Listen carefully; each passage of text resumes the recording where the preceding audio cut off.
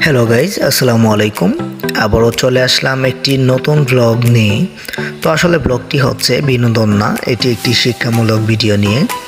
তো আমরা যাচ্ছিলাম নেত্রকোনা, কিন্তু একটি জিনিস লক্ষ্য করলাম, এই রাস্তাটি আসলে এই রাস্তাটি হচ্ছে রামপুর টু নেত্রকোনা।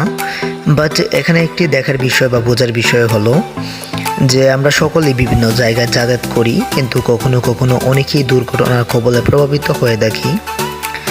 এবং সেই রাস্তাটি আমরা জানি অনেকবার নির্মিত হয়েছে, কিন্তু এই রাস্তাটি প্রতিবারই ভেঙে যায়।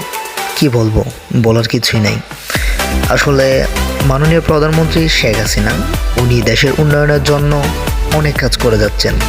এর পাশাপাশি আরও অনেকেই আছেন যারা দেশের জন্য, দেশের উন্নতির জন্য কাজ করে যাচ্ছেন, কিন্তু তিনি যখন এই রাস্তা বা সেতু নির্মাণ করার জন্য অর্থ ব্যয় করেন, তখন যোগ্য ব্যক্তির হাতে সেটা দেন না। কেননা বাঙালি মানুষ বলে কথা, একটি কাজ বারবার সম্পন্ন না করলে তাদের স্বাদ মিটে না। আসলে কথাটা শুনতে নিশ্চয়ই খারাপ লাগবে কিছু লোকের, কিন্তু সেটাই সত্যি। আসলে সত্য কথার কোনো মূল্য নাই। তো এখন আমি রাস্তা তৈরি করার দায়িত্বে যারা আছেন তাদের উদ্দেশ্যে কিছু কথা বলতে যাচ্ছি। যে দেখেন ভাই, আপনি যদি নিঃস্বার্থ দিয়ে কোনো কাজ সম্পন্ন করেন, তাহলে মানুষের দোয়া ও ভালোবাসা আপনার জন্য উপহার স্বরূপ থাকবে এবং আপনার জীবন অনেকটা সুন্দর কাটবে। আর পরিশেষে বলবো, আপনারা যারা এইসব কর্মক্ষেত্রে নিয়োজিত, তারা একটু দেশের উন্নতির দিকে এবং দেশের মানুষের দিকে লক্ষ্য রেখে এইগুলো কাজ করবেন নিঃস্বার্থর মতো।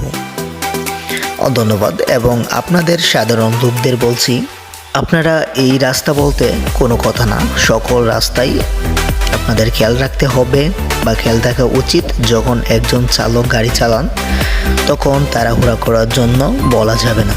কেননা আপনার এই একটু তাড়াহুড়া করার জন্য অন্য একজন, এমনকি আপনারও বিশেষ কোনো ক্ষতি হতে পারে।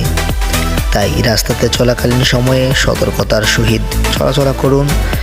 আশা করি আপনার জীবনের ঝুঁকি থাকবে না এবং অন্যের জীবনও ঝুঁকি থাকবে না। তো আমরা অনেকটা যাওয়ার পর একটি ব্রিজ পেলাম, সেটা হচ্ছে মদনপুর বাজারের পরে। তো আমরা ভাবলাম এখন ব্রিজ থেকে অনেকটা রাস্তাটা ভালো হবে, কিন্তু সামনে গিয়ে দেখলাম যে পরিস্থিতি, তো সেই পরিস্থিতিতে আমরা অনুকূলে ছিল। রাস্তাটা অনেকটা খারাপ ছিল, আর এখান দিয়ে ছিল মেশিন, ওটা রাস্তা ঠিক করার জন্য।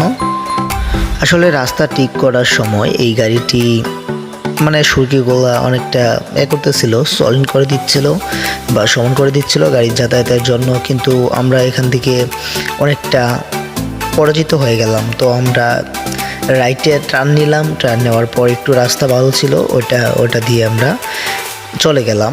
তো একেবারে পরিশেষে এসে বলবো যে আপনারা একটু রাস্তাটা চালু করে তৈরি করেন, এবং আমাদের সাধারণ মানুষের যাওয়ার জন্য অনেকটা সুযোগ হবে এবং ভালো পরিস্থিতিতে আমরা যেতে পারবো ইনশাল্লাহ। তো গাইজ, আজকের ব্লগটা এই পর্যন্তই। আমাদের চ্যানেলের পাশে থাকুন এবং আমাদের ভিডিওগুলো দেখতে থাকুন, এবং ভিডিওটি ভালো লাগলে প্লিজ ভিডিওটিতে একটি লাইক করে দিন এবং আমাদের চ্যানেলটিকে সাবস্ক্রাইব করে রাখুন, এবং আপনার প্রিয় মতামতটি জানিয়ে দিন আমাদের কমেন্ট বক্সে। তো দেখা হবে অন্য একটি ব্লগে। আজকের জন্য বাই, টাটা।